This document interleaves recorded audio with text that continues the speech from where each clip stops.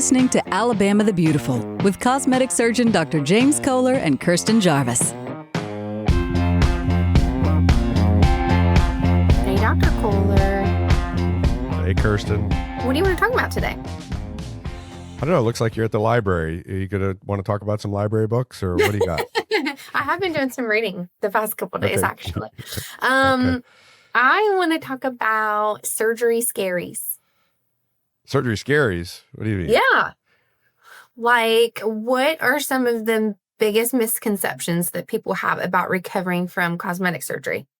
The number one misconception with cosmetic surgery is people look at before and after results. And I think the expectation is that they're going to have that after result like a week or 2 weeks or 3 weeks after surgery. And it takes time to get to the final result. I mean, most photographs, at least like on our website, the interval between the before and the after is probably at the earliest 4 months and sometimes longer. It does take some time. And I know some people in social media that are really good about showing patients through their recovery process. And I think that's helpful. But I will even qualify that with, like, for instance, I've had facelift patients that in 3 weeks look unbelievable. No bruising, look great. But that's not everybody. And so we're all a little different. And the misconception is your journey is going to be the same as somebody else's journey. And that is not true. And another, I don't want to say it's a misconception, but another. So if you talk about the common things, I guess, that we see in the recovery process, these are things that we commonly see and maybe sometimes people don't expect. But definitely the emotional roller coaster is like probably one of the top of the list. And in our little booklet of information, we definitely have a whole section on that and want people to read that because a lot of people go through that. And I mean, there's all this excitement that is built up to having the surgery.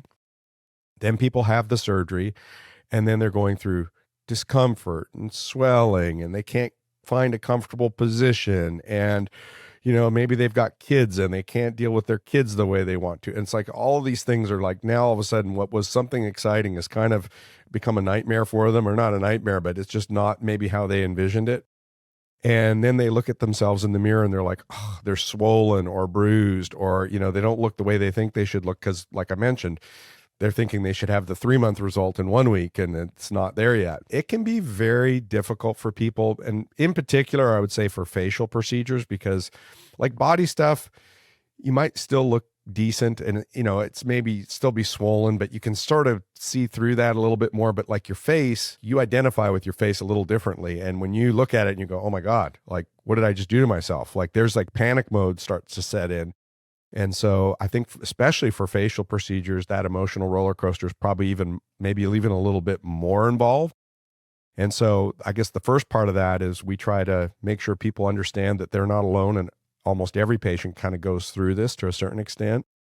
And that the good news is you know, you're going to come out on the other side. And we also try to share that with family members that are taking care of them, because they're going to be dealing with that in the house on a daily basis. And so they need to be encouraging and supportive, which is another big reason is like when you choose to have this type of surgery, because it's not necessary surgery, it's elective. It's really important to have, even if it's not your immediate family, but friends or somebody who's going to be supportive of you through this process. The last thing you need is somebody who's like, I told you not to do this in the first place. And, you know, see what I told you so. And unfortunately, spouses sometimes can say that. And then you're in a position where it's like, well, you don't want to complain because you don't want to hear your spouse tell you again that, and you don't feel good. And so like these things compound. And so having somebody supportive is really important to get you through this. And of course, obviously our staff are great and they're going to support you, but like we can't be there all the time. We do some hand holding here. We've seen some tears from time to time. So, but people get through it. Well, you mentioned that you put in the patient's pre-op booklet the emotional roller coaster and the fact that that's probably going to happen to them. And I don't think a lot of surgeons do that. I'm really glad that you mentioned that ahead of time and give those patients the opportunity to read about that and think about that, because you see so many times on Facebook groups, and you mentioned face, but especially like the breast augmentation groups, I don't think that some surgeons really explain the process of like the drop and fluff, or that your breast on day week 3 of surgery are not going to look the same that they will 6 weeks after surgery. And so sometimes people are really surprised to take their bra off and look in the mirror and they're like, oh my gosh, what did I do to myself? Because that's not explained to them ahead of time. So I'm really glad that you do that. Can you walk us through what the healing process looks like right after surgery or in the weeks following and then long term?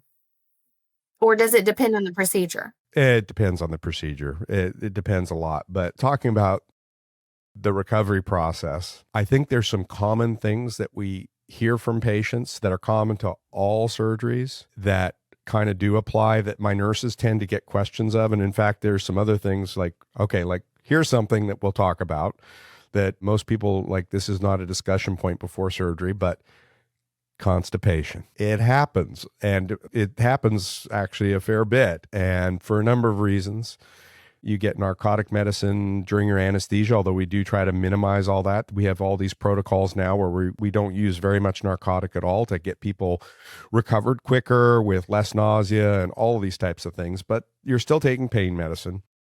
And if you don't sort of plan in advance, you may be really struggling.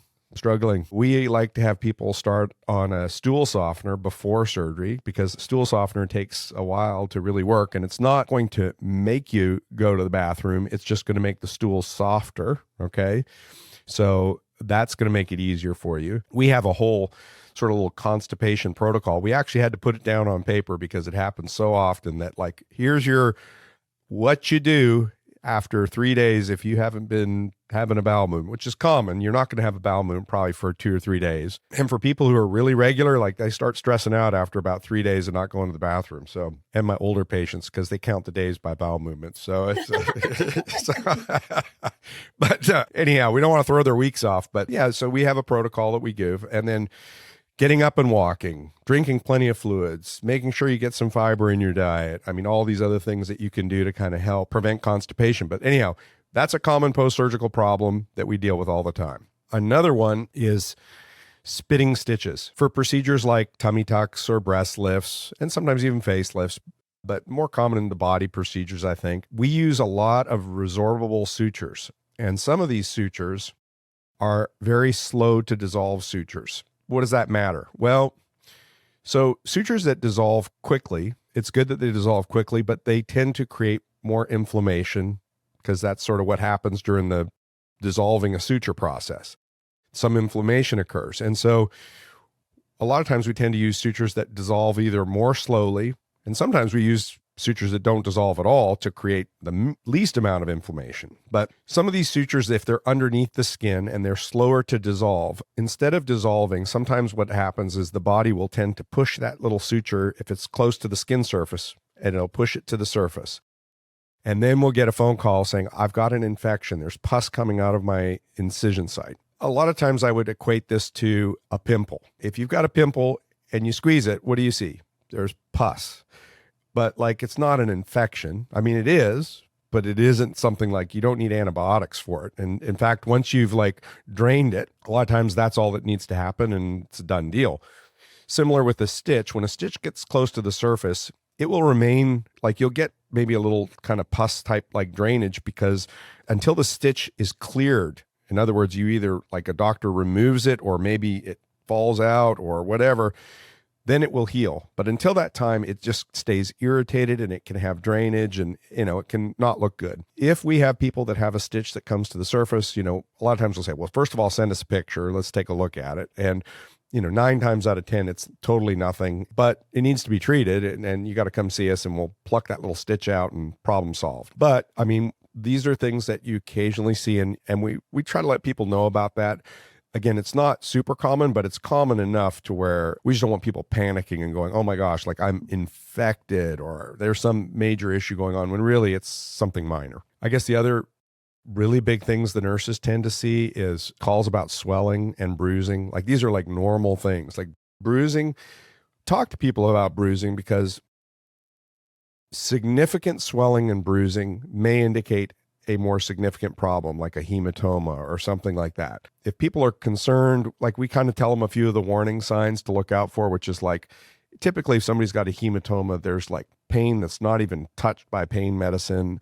There's significant swelling. If we're talking about breasts, like one will be significantly larger than the other side. And then the bruising can be pretty intense too. So bruising and swelling can indicate a more serious problem, but a lot of times it's just normal. Numbness is another one that we talk about. Even with a straightforward breast augmentation, about 10% of people can have decreased sensation or numbness that can be permanent, but we see a lot of temporary numbness for sure in the first 6 weeks. It's really common for people like, oh, I don't have nipple sensitivity or I can't feel my breast. That's normal. And if they have that, numbness typically, if it's going to resolve, is usually 8 to 12 months. Things are kind of back to where they're supposed to be. Another one would be asymmetry. So anytime we operate on two eyelids, 2 ears, 2 breasts, anything that there's a right and a left side, they may not heal the same way. With implants, sometimes if you're right-handed, maybe that muscle's a little bit thicker, a little stronger, or you're using that arm a little bit more, so that implant may be a little slower to settle. There can be lots of different reasons, but ultimately they may end up in the same position, but they may not get there at the same time. Another thing we always talk about, most people are not symmetric to begin with. So we try to point those things out ahead of time, because we tell people, like, your breasts are sisters, they're not twins. They're not going to be afterwards, but we try to get them as close as possible. And we try to recognize these differences between the right and left sides. But again, that's part of realistic expectations. You're not going to be symmetrical from the start. If you're not symmetric at the start, there's likely going to be some element afterwards. But people notice these things in symmetry acutely after surgery because they weren't looking at it the same way before. And so asymmetry, although it's like, it might have always been there and we can see it in the pictures. I'm like, well, yeah, that's always been there, but you're looking at things differently in the recovery process. Just like we talked about that emotional roller coaster, you're like analyzing it now. You're not just looking at your breast, like you're analyzing it. And that's when you start to notice things. So things that might've been how they always were, all of a sudden come to your conscious mind. Well, scars are also a big worry for people. So can you tell us what affects how they form and if there's anything that can be done to keep them as minimal as possible? The things that we tend to do is we always try to close our incisions with the least amount of tension. So there's lots of different things that we do surgically to help with that. We use the best quality suture that we can get. There are some cheaper brands, less expensive brands, but we choose to use the ones that I like because I feel like I get the best results in my scars. And I mentioned earlier, like we sometimes use sutures that are a little longer to dissolve. They sometimes have some issues with spitting, but they also create less inflammation for the most part. And so sometimes you end up with better looking scars. Definitely the wound care that the patient does after surgery, like we don't let them do scar cream right away, but when we do, either silicone sheeting or scar creams, and we have our recommendations there that we go through with patients. But if they're really good about doing that, we like them to use that for at least 3 months after they start doing it. So like usually you're not going to start scar cream for maybe 3-4 weeks after surgery, but once you start doing it, then we want you to do that pretty religiously for 3 months. And then in cases where people have abnormal healing, where they have thickened scars, we sometimes will do like low dose steroid injections or even sometimes Botox injections into scars, believe it or not. And then there's some office-based therapies that we can do, like intense pulsed light, microneedling, some laser treatments. So there's options there, but we don't start off with all of those. Those are kind of for, if you're healing normally, just the things I mentioned earlier are just fine. If you're not healing the way we'd like you to, then we might need to step up the game and talk about lasers and microneedling and other things. Well, nobody wants to be in pain. So what are the best ways to manage people's discomfort after surgery? And then when does pain become a red flag? Yeah, the best way to manage discomfort after surgery is you don't pick up the phone. No, I'm kidding. Kidding. So we have a protocol that we use of medicines, that some narcotic, some non-narcotic, to really try to minimize discomfort. And I think the most important thing people need to understand is there will be discomfort. Like we'd love for you to have a completely pain-free surgery. And for some of the more minor things, you may experience that. But for like bigger procedures like body lifts and tummy tucks, it's a process and it's not pain-free.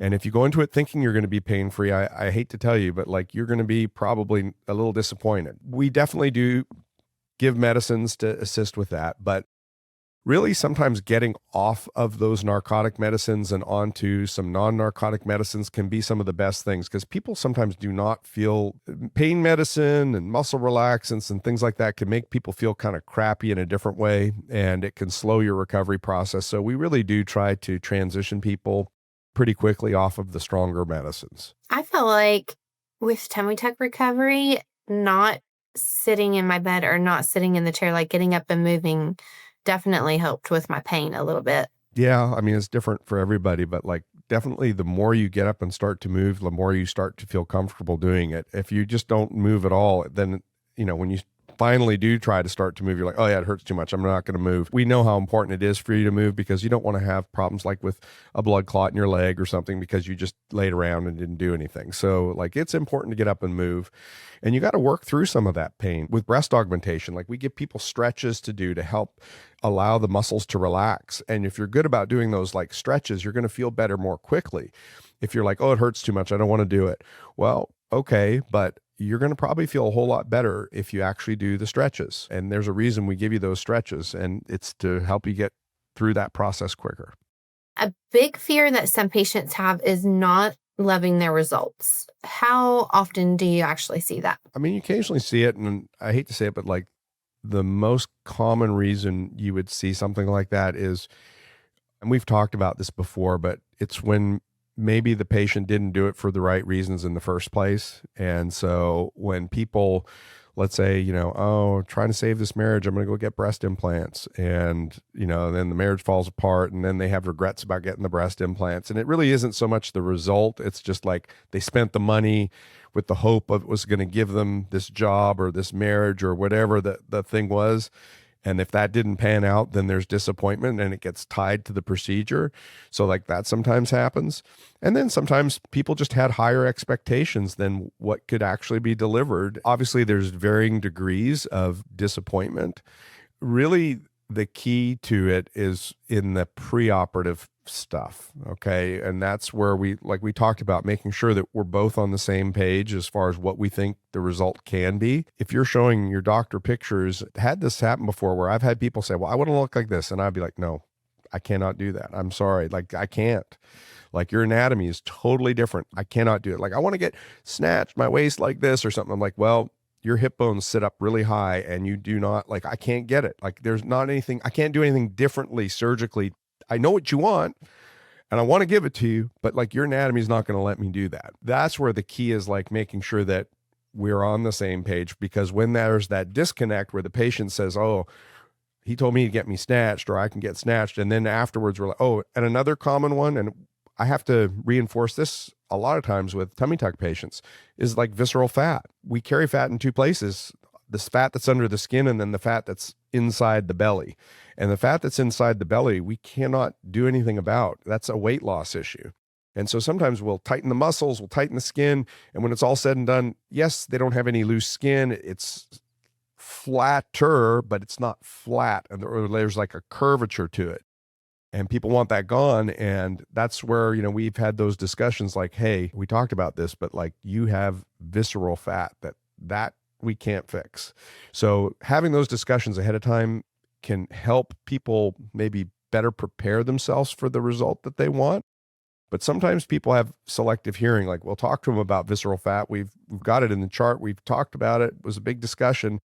And then I think they just had higher hopes that even though we said they had visceral fat, that we were somehow going to be able to get them totally flat. And so that'd be an example. I'd say a lot of times people are very, very happy that they've chosen this. And most people, when they go to decide to do an elective procedure like this, they've spent some time really contemplating it and looking into it and talking to people. And I'd say, we don't deal with that a lot, that disappointment, but it's part of all things. You could go buy a brand new car and then the next day you have like buyer's remorse. You're like, oh man, did I really need to I don't know that I need a car payment. Oh, but I got this new car. It's kind of nice. So, so like it can be like that too, right? They're happy and they're glad they got it done, but there's still an element of remorse because, it was an expense that maybe they didn't need because it's elective. How can patients keep their results looking great for a long time? The one thing it doesn't matter what the procedure is, but like keeping a stable weight, very important. More important for things like tummy tucks and liposuction, but even with breast augmentation. So keeping a stable weight will keep your, hopefully, your results more stable. Just living a healthier lifestyle. If you're a smoker, smoking wrinkles doesn't do a good number on your skin in general. Those sorts of things, like bad habits, like being out in the sun, and we all like to get a tan from time to time, but like if you're like a sun worshiper, you're not eating healthy, you're smoking a pack a day, like those things are bad and they're definitely going to affect your results long term. Well, and you've mentioned before that, for example, just because you get a facelift, that does not keep your skin from aging. So, yeah, you're never frozen in time. And that's the thing too. Like, let's talk about facelifts for a minute. Okay, so sometimes people say, well, how long would a facelift last? I'm like, well, that's, really a loaded question, right? Because we continue to age. But we like to generally say that in 10 years' time, the hope is that you're still looking better than before, if you hadn't had the procedure. But if you do a facelift at 50 versus a facelift at 70, and then you follow each of those people for 10 years, I guarantee you the person that had it at 50 is looking much better at 60, as far as like how much it relapsed compared to a person who had it at 70. Our life is a bell curve like this. When we're kids, it's like, there's this steep change that occurs. And then we get to, our adult life and it's all this. And then we get older and then it starts to do that again. We kind of change early when we're young and we change a lot when we get old. In between, yeah, like you can see those results last longer because of better skin elasticity. And this is just genetics. I mean, in our aging, right? And the other thing is, I always tell people too, like, just look at somebody that you went to high school with. I mean, how often do you look at people, you're the exact same age and you look at your friends and you're like, in subconsciously, you're like, man, they look so good. And or I look way better than they do, because yes, we age similarly, but we age differently. And that's individual variances. Don't tell them, but the people I went to high school with are starting to like really look old. 30-year-olds, they're kind of looking older. You got it. Yeah. Uh-huh. Mm-hmm. Okay. Okay. How much of a difference does pre-surgery planning make in avoiding complications afterwards? I don't know if it can avoid complications because there are things that you're like definitely not supposed to do. So if you haven't read your booklet, make sure you avoid certain things, then yes, you could run into problems. But, I think the biggest thing with the planning is making sure you have what you need. So like if we tell you, like we'd like you to have extra protein during your healing phase, well, get some protein shakes.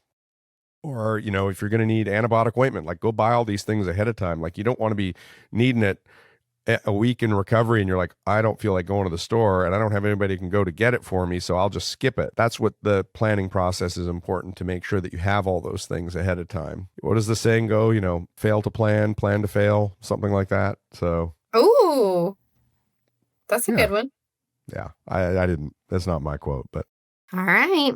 Do you have a burning question for Dr. Koehler or me? You can leave us a voicemail on our podcast website at alabamathebeautifulpodcast.com. We'd love to hear from you. All right. Thanks, Dr. Koehler. Thank you. Go back to making Alabama beautiful. I will. Have fun at the library. I will. Got a question for Dr. Koehler? Leave us a voicemail at alabamathebeautifulpodcast.com. Dr. James Koehler is a cosmetic surgeon practicing in Fairhope, Alabama. To learn more about Dr. Koehler and Eastern Shore Cosmetic Surgery, go to easternshorecosmeticsurgery.com. The commentary in this podcast represents opinion and does not present medical advice, but general information that does not necessarily relate to the specific conditions of any individual patient. If you enjoyed this episode, please share it and subscribe to Alabama the Beautiful on YouTube, Apple Podcasts, Spotify, or wherever you like to listen to podcasts. Follow us on Instagram at Eastern Shore Cosmetic Surgery. Alabama the Beautiful is a production of The Axis, THEAXIS.io.